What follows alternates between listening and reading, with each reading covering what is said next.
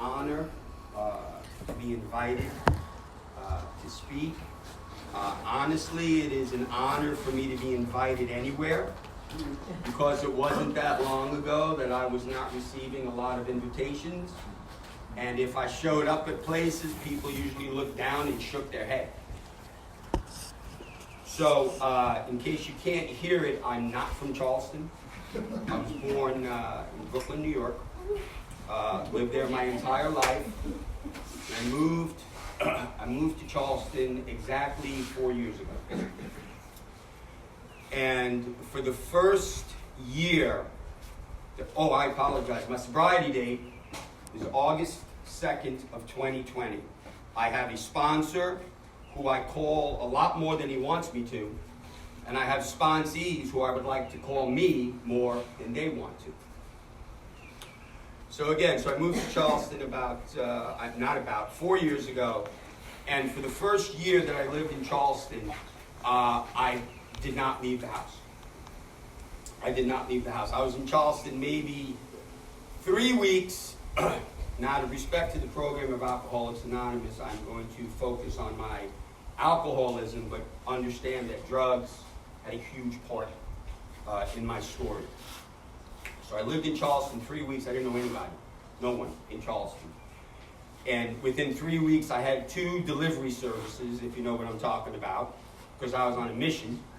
And I had 2 delivery services, and I was rotating 4 liquor stores, because I didn't want any one of those liquor stores to know how much I was drinking. I didn't want them to think I was an alcoholic. So I'd rotate 4 liquor stores. Inside of 2 months, and remember, I just moved to Charleston. Inside of 2 months, I have 3 cop cars in front of my house. How the cops found me in Charleston, I don't know. I left them 800 miles north. Somehow they found me down here.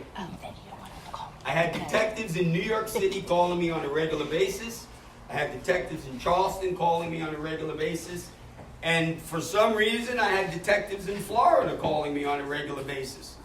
I was not answering my phone. Period. My phone rang, I did not pick it up. So, and this was all within 2 months of my moving to Charleston. So I lived in Charleston. Now I'm in Charleston about a year.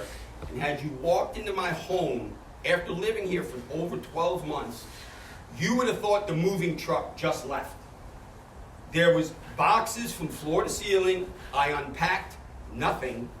I like a fork and a pair of shoes and, nothing. My hygiene had gone non-existent. I don't want to get into gory detail, but the sheets were never changed. I did not look like this. I did not sound like this.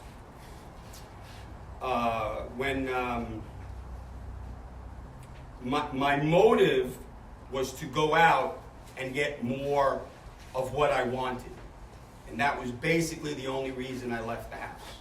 And I'd go and get what I wanted, both, dry goods and liquids. And I'd come back home and I'd hole up again for 3-4 days. My dog, I also had a dog, that poor dog. That dog's been with me 12 years, and that dog's been to the front lines.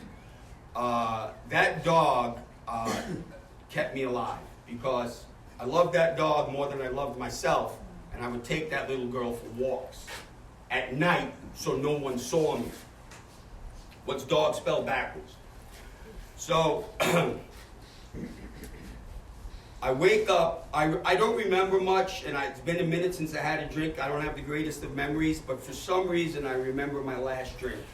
I said it was August 2nd, 2020. It was a Sunday. I even remember what day it was. I woke up, or to say I woke up is, I came out of a blackout. Woke up. I wasn't sleeping. I was unconscious. So I came out of yet another blackout, and I was on my bathroom floor. I was on the tile floor. Not unusual. I was in a puddle. I won't get into details, but I was sleeping in a puddle on the tile floor. I stood up, and I remember I was leaning on my my bathroom sink, and I was looking in the mirror. And I saw a human being I did not recognize. I did not know who was looking back at me. Eyes were tomato red, skin was old potato gray, I was horribly out of shape, hair, just a mess. And I peered out of my bathroom, and I looked into my bed, sorry honey, I looked into my bed, and there was somebody in the bed. Well, I don't know who it was, I don't know how they got there, and I was trying to figure out how the hell do I get them out. So between the detectives in 3 different states, me running around juggling liquor stores, the chronic blackouts, literally living in a forest of cardboard boxes, which I packed 2.5 years earlier up in New York, still not unpacked. Something said to me, and this was a lifetime of this. This was not a recent development. This was a lifetime of this. So something said to me, okay, maybe I need help. Still not convinced. I'm still thinking, maybe I could figure this out. Perhaps I could land on my feet here. But maybe I need help. So I take out my phone, and everything's internet, right? So I take out my phone, and I look up a meeting. I don't know the geography. Again, I live in West Ashley. I lived there for a year. I don't know. I just know where the liquor stores are. Like, I know exactly where that's it. That's all I knew. So the closest one by mileage was the West Ashley Blue House, WAG. It was very close to my home. So I walked in there Sunday. It was the beginners meeting. I didn't know. It just happened to be the beginners meetings, Sunday night.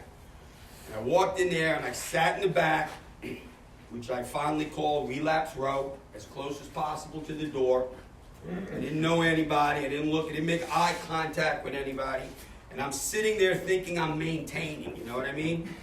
And I'm shaking and rocking, but I'm thinking I'm good. Nobody sees me.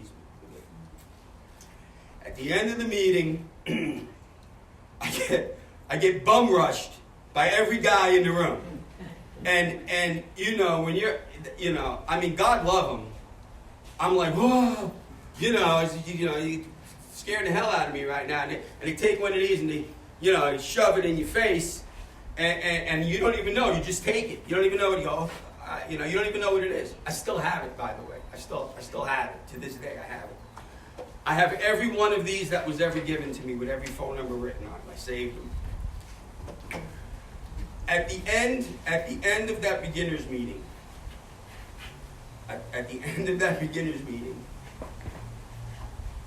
you know how they say, is there anybody new to the program? Here's a white chick. Well, I didn't get up because I'm like, I don't want these alcoholics to know I'm a new guy with a problem, right? Ego. I was too proud to get up and get a white chick. And then they said, well, we're going to leave one here on the corner. So I stole it at the end of the meeting. I'm the guy that walked up to the table when nobody was looking, and I palmed the white chick. And I put it in my pocket because I didn't know what else to do. I had no idea how to stop.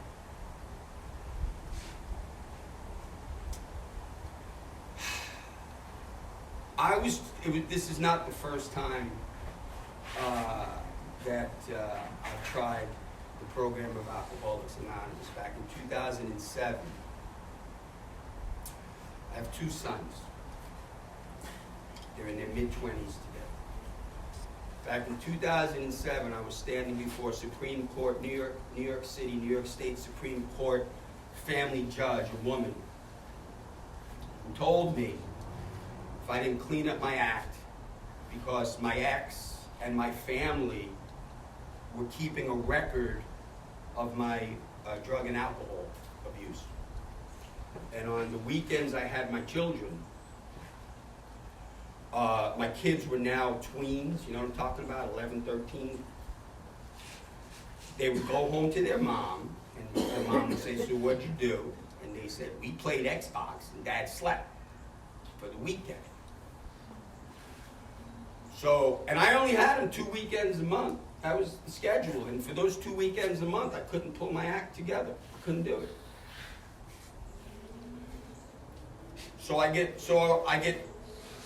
called into Supreme Court, family court, and the judge looks at me and the judge goes, and the judge was being nice, but I didn't know it at the time. Because, you know, the whole world's out to get me. The judge said, look, go into a program, get this paper signed, and, you know, if all goes well, you'll have visitation with your boys. So my introduction to AA was, my motive was my sons. I wanted to be a dad, whatever that meant at the time. I wanted to be a dad to my sons. So I went to AA to get my paper signed. You get it? That's why I went to AA. Sign this. So I can go back to my attorney and go, look, it's signed. And then I came up with this brilliant idea. I know nobody ever thought of it. I was going to sign the paper myself. So nobody ever thought of that, right? I was going to have my friend sign it. Or I signed it left-handed. You know. But somehow, I put together 4 years of abstinence. Now I use the word abstinence and not sober. To me, they are very different. To me today, sober and abstinent are very different. Abstinent just means I'm not drunk. Sober means I'm living that program. That's very, very, very different. For me, it's very, very different, but I had to come to learn that. And that took me a while to understand that. So back in 2007 to about 2011, in there, I'm not drinking, I'm not drugging. You know the triangle? Right? We all know the AA, the circle with the triangle. The triangle has 3 sides, which is also known as the 3 legacies. I didn't know any of this. Somebody had to tell me this. I didn't know. So the triangle, 3 sides, has 3 legacies. One side, the left side, is unity, that's fellowship. The right side is service, set up, break down, make the coffee. I was fellowshipping and servicing my ass off, excuse my language. I might say ass again. So I was fellowshipping my ass off, right? And I was, man, I get to the meeting early and I'll fold the chairs and I'm going to hang out with a bunch of sober guys and I'm going to get whatever this stuff is on the wall that I'm not reading through osmosis. You get it? Which now I call assmosis, right? I'm going to sit on the chairs, I'm going to get it up to my ass. Figure out this program. The thing I wasn't doing, 3 sides of the triangle, I was doing 2 sides of them. The foundation of the triangle is recovery. The bottom of the triangle, the whole thing sits on recovery. My book, I still have it. This is not my book from 07. This is my recent. My book from 07, if I show it to you, it's brand new. I was in program 4 years. My book is crisp, clean. The pages are white. When you open the book, it goes because it's never been opened. 4 years. 0 program. I would yes my sponsor. And he knew it. Again, I'm thinking I'm getting over on the judge. I'm getting over on the whole world. I'm pulling a fast one. The whole world doesn't get it.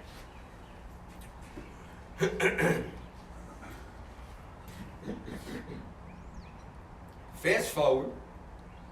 I'm taking the softer, easier way. I'm half measuring everything, hanging out with sober guys, thinking I'm sober. I lose my kids. Because I drank and did drugs. Because I had 0 program. I was just running on self-will, which is my entire life story. I'm running on self-will. So I can't stop. I'm powerless against alcohol. My life was absolutely unmanageable. And I cannot stop on my own. And I tried. I told the judge I was going to stop. I told my mom I was going to stop. This is an Italian, New York, Brooklyn mom. This is my mommy. Yes, Mom, I'm going to stop. And I meant it. I didn't stop. My kids, when they were 11 and 13-ish, they cornered me. 2 little boys, big brown eyes, cornered me. And they said, Daddy, please stop.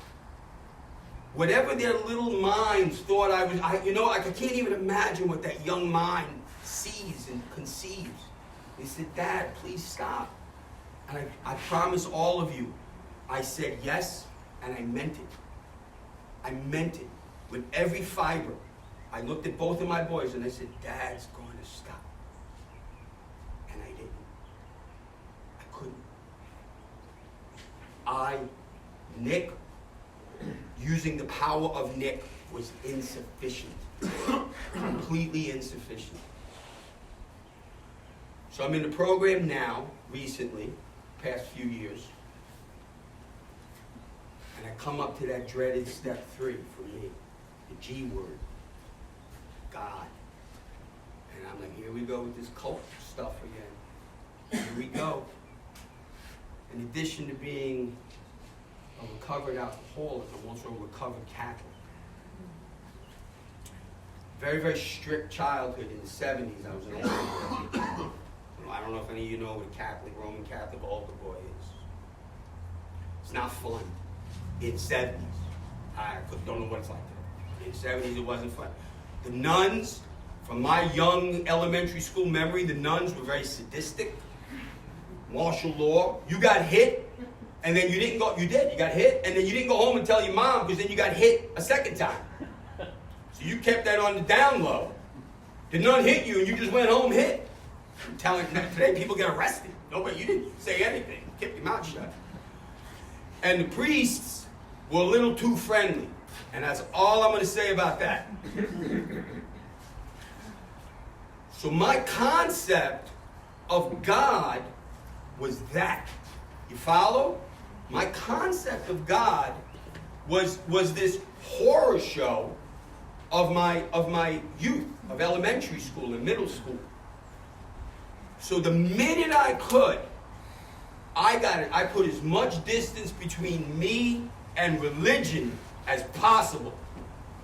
Sometime in the 9th grade, I turned my back on God, religion, and I said, I want nothing to do with it. What I realized, what I have since learned, and again, this is a journey. I'm on a journey. I try very hard to remain open-minded on a daily basis. And what I say today is very, very different than what I would have said 6 months from now. And if you bump into me 3 months in the future, I'll probably tell you something different, because every single day I learn something from you all, from the program, from God. I learn. So what I realized as one of the many, many miracles of this program is that my resentment was not towards God. It was towards people who claimed to represent God to me as a child. Because I was like, well, if there's a God, well, why is he allowing this to happen to kids? Me. So I'm on, I got to turn my will and my life over to the care of God. Now, I'm cool with one. My life is a train wreck. Yes, check that box. I can't fix it. Tried. Can't fix it. Check that box. I got to turn my will and my life over to the care of God. My will and my life. That's everything. That's everything. This was petrifying to me. Because I'm still horrible, as beat up as I am, and there's no man going to beat me harder than I beat myself. You're just not. I have to now turn my will and my life over to the care of God, because it says it right there. And I tried it Nick's way, and it didn't work. So I'm like, Step 3 for me was the big one. It was a big one. And I read We Agnostics, and I got sober in the 164. I got sober old school. My sponsor's old school, doesn't coddle, no bullshit, and he don't want to hear me complain. He just don't. He literally goes, you got 60 seconds, and he times me. Go. All right, now how are we going to fix it? What's the solution? That's it. That's it. With the complaining it's done. It's over. It's done. We don't do that anymore. We are now living in the steps. How do we fix it? So my sponsor said to me, do you believe I believe in a higher power? And I said, yes. He said, do you believe that there are people on this planet, on earth, that believe in a God? I said, yes. He said, are you better than all those people? I was like, maybe, right? Ego, right? I'm like, I don't know, maybe. But I was so beat. My motive up to this point was I did not want to return to that pit that I'm currently crawling out of. That was my motive. A judge didn't tell me to come into the program this time. No one did. I didn't know anybody. I was in Charleston alone. I was just done. I was done. My motive was, I'm done. This is not working for me. I'm dying. I am actively trying to kill myself. Not with a gun, not with rope, not with a knife, but I was killing myself, and I knew it. And I didn't care. Until I did. And then I couldn't stop. So I'm reading We Agnostics, and there's one line. There's one line. Who am I to say there is no God? It's in the book. That stuck out. I said, okay, let me try this. I don't say Jesus. I don't say Allah. I don't say Muhammad. I don't say, Zeus, Jupiter. Pick a God. I don't name God. I just say God. Higher power. Higher power is too many syllables, so I just say God. The trees are green. I can't do that. Birds fly. I can't do that. Fish swim. I can't do that. I have nothing to do with that. There's something out there that I accept that does that. It makes it rain. It goes, this is where the ocean ends and the land begins. There's some power does this. Put some stars that twinkle in the sky and a full moon. These spectacular things that man has nothing to do. And I'm convinced if man gets involved, we F it up. So that was how I dipped my toe into God. Because I truly wanted to be sober, not just abstinent. Happy, joyous, and carefree. People kept telling me, happy, joyous, and carefree. And I was like, well, I'm miserable.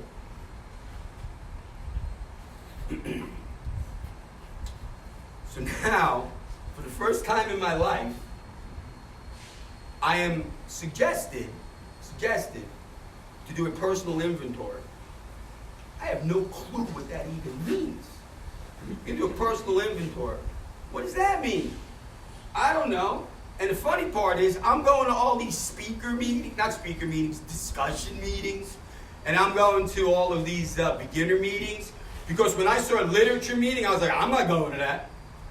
That sounds like work. I got to bring a book? I ain't doing that.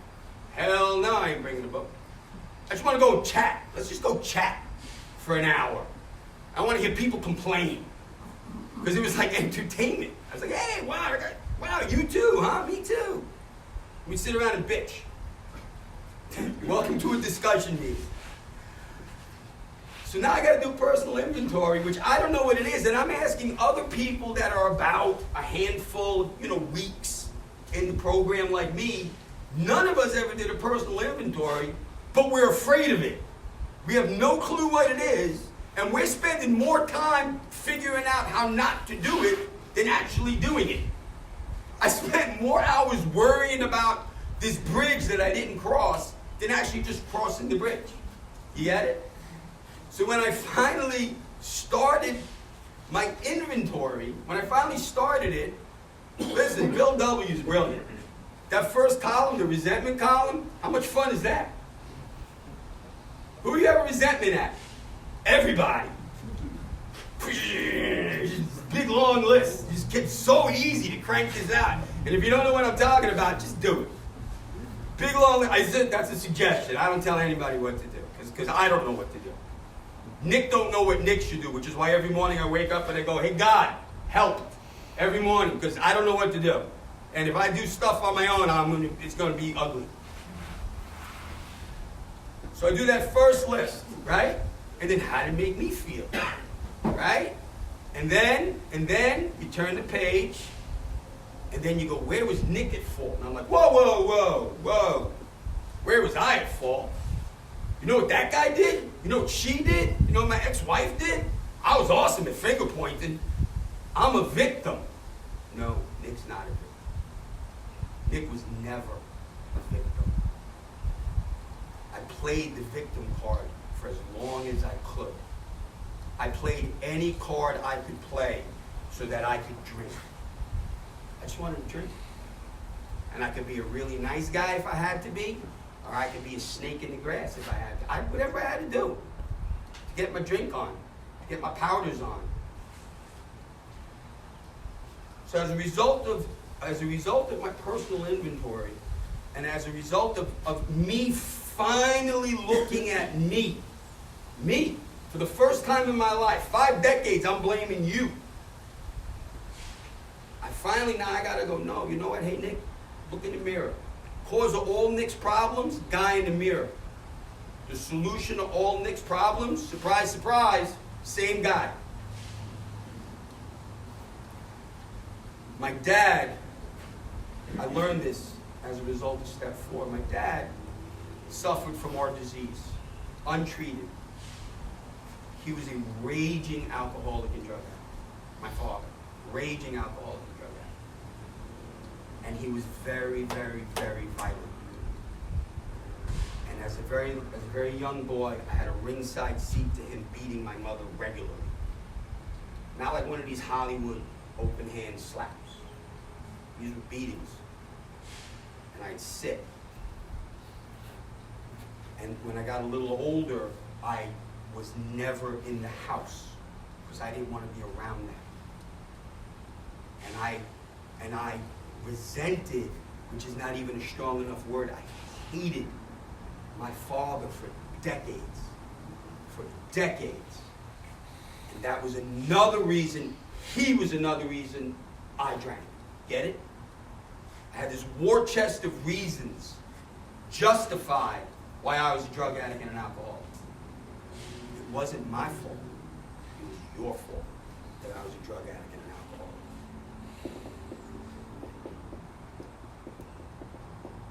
alcoholic. My father passed away years ago, long before I did this, long before I finished my 12 steps. And I made my peace with this man in my way, quietly. And I forgave him. And that today I feel sorry for him because he didn't have this glorious gift that we all were sitting here sharing. He didn't have it. He didn't know or he didn't know it was there, or I don't know what the reason is. He did not have the fellowship. That was a big deal for me. It was huge. So now, I think I'm a guy, I got a guy's brain. That's not a sexist thing. Like, I just can't multitask. I can't. Like, if you give me 2 things to do, I'll mess them both up. Just one thing at a time. One thing at a time. That's it. And I'll do a really good job, just one thing at a time. So I finally have this list of things that are broken, which I never had before. I have this list of things that are broken. My step 4 inventory. Now I have to share this with another person. Step 5 says, to God, myself, and then another human being. And I told you, my sponsor's old school. I did it in that order. I sat alone by myself, and I read my 4th step to God. Then I read it in front of a mirror to myself. Then I had to sit down and read it to my sponsor. And it took a day and a half for me to read my entire inventory to my sponsor. And as I'm reading it, I go, I'm not telling him that. Or I'm not telling him that. Right? Taking that one to the grave. Now my sponsor's got 30 plus years.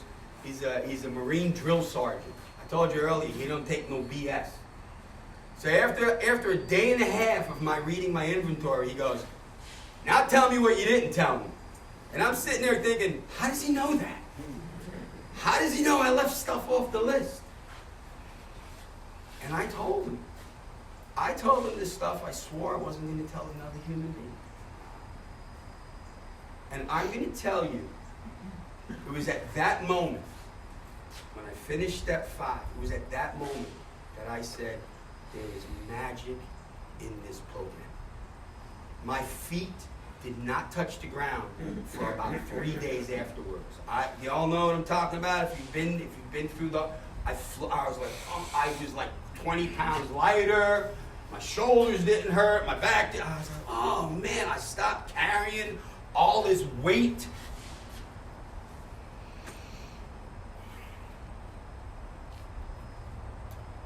Now I know my character defects. I got to give them over to God. My conscious contact, my relationship with God has improved with every single step. It's gotten better and better. I went from there is no God to today I talk to God all day long. God, remove this fear. God, what is your will for me? God, what can I do? So now I have to turn my character defects over to God. That's 6 and 7. But my character defects in my warped brain, I viewed as resume bullet points. You guys get what I'm saying? Well, look what I did. That's a resume bullet point. Well, self-will and self-reliance, these are resume bullet points. I went from a poor kid in Brooklyn to running, major corporations in Manhattan. Me. Never gave God credit for anything. Never gave anybody. It was all Nick. So I lived this way again. I lived a certain way for 5 decades. I now have to give it up. I got to let it go. God wants to take it from me, but I don't want to let it go. I'm comfortable. It's my security blanket. It's my effed up, torn up, shredded up security blanket. I'll let you in on a secret. This whole program is way outside my comfort zone. Way outside. Me standing up here talking to you, way outside my comfort zone. But my new life begins where my old life ends. It's got to end. I have to walk away from everything I've done. Everything. In order for this new life to kick in.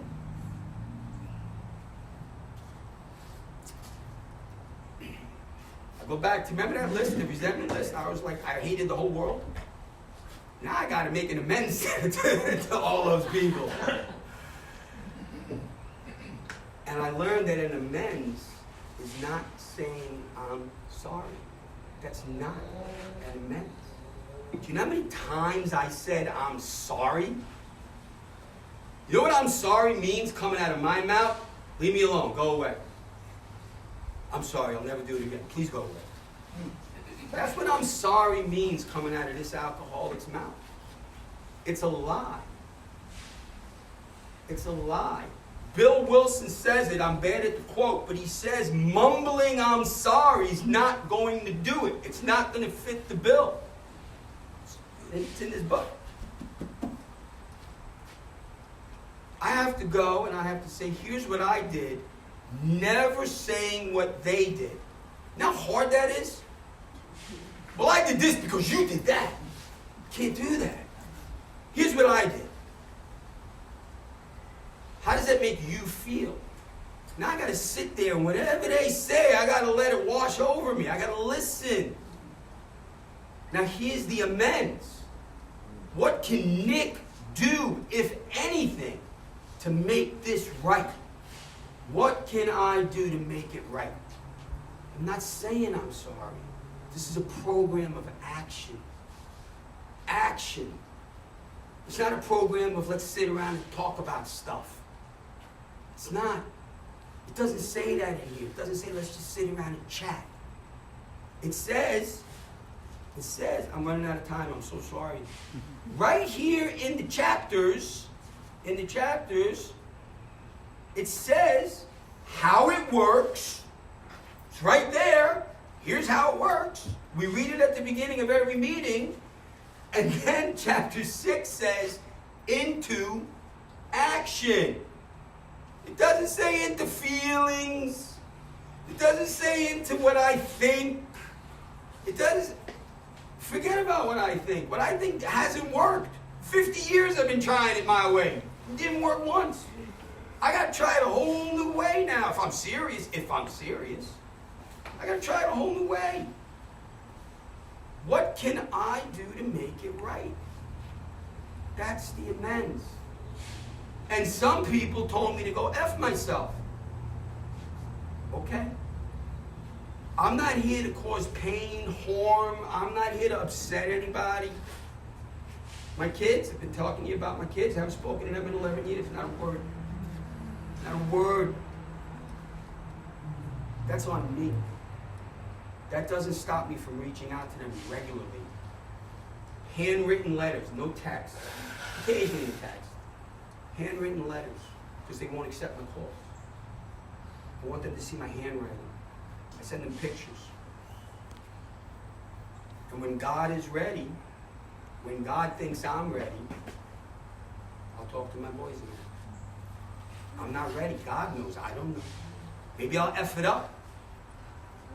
Maybe I'll F it up today. I don't know.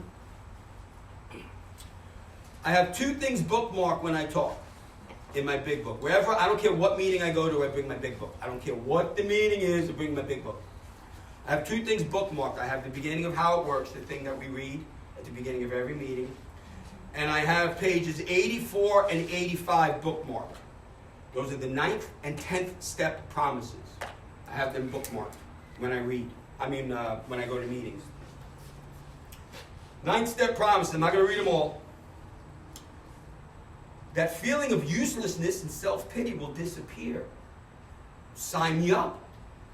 That sounds awesome.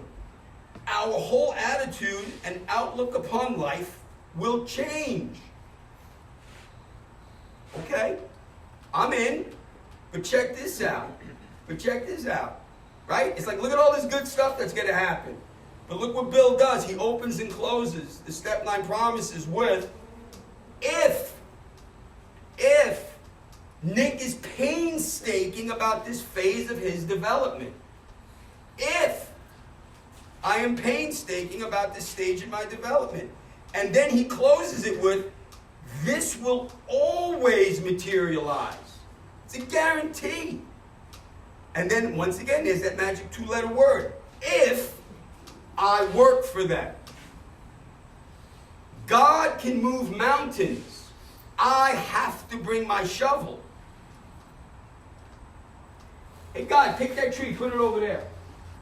I used to pray like that. Me. Hey, God, this is what I want today. Can you do this for me? I don't pray like that anymore. I went to Catholic school my whole life. I didn't know how to pray. I prayed selfishly. Imagine that. Nick was selfish. The 10th step promises. Sanity will have returned. We are seldom interested in liquor. Our new attitude towards liquor is given to us without thought or effort. We have not even sworn it off. Instead, the problem has been removed. It's in the book in black and white. These are black and it's a contract. It's a promise. But again, there's a clause. This is how Nick will react so long as Nick keeps in fit spiritual condition. 9 and 10. It's a program of action. My life is glorious today. When people go, Nick, how you doing? I go, I don't even want to tell you. Because I'm afraid, I'm going to rock the boat. I'm afraid. You know what my refrigerator used to have in it? Mustard. That's it. That's it. Mustard. I had nothing to put it on. You open up my refrigerator now and you go like, whoa, hey, dude, what's up? I'm like, nah, right? It's pretty nice. I got food in there. I want to end very, very briefly. So I'm trying not to go over. Step 12. Every single time I read step 12, I read it wrong. Up until recently, I read it wrong.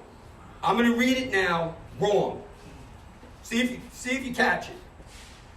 Having had a spiritual awakening as a result of these steps, we try to carry this message to alcoholics and to practice these principles in all of our affairs. That was wrong. Anybody catch it? Who? Who said that? Yes. Yes. Now I'm going to read. Thank you. Now I'm going to read. That's the only interactive portion of this. That was it. Having had a spiritual awakening as the result of these steps. I'm pointing not at you. I'm pointing at the steps. Let me use you as an example again. If I introduce you to my girl and I go, this is a girl, you go, okay. If I go, ladies and gentlemen, this is the girl, all of a sudden everybody goes, hey. Right? Let's get that the when we read step 12, people. Just a suggestion. I don't tell anybody what to do. Having had a spiritual awakening as the result of these 12 steps, we try to carry, watch, this message, not this message. I don't tell anybody what to do. I don't know what you should do. I don't know who you should date. I don't know who you should divorce. I don't know where you should work. I don't know what car you should drive. I don't know anything. I don't know what car I don't know.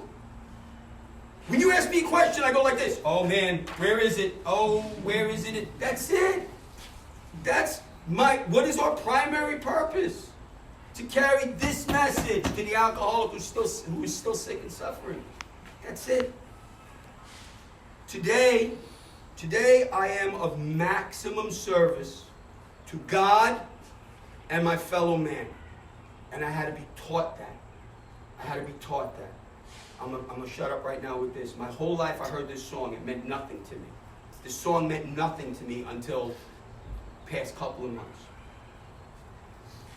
Amazing grace, how sweet the sound that saved a wretch like me. I once was lost, and now I'm found. I was blind, and now I see. Thank you.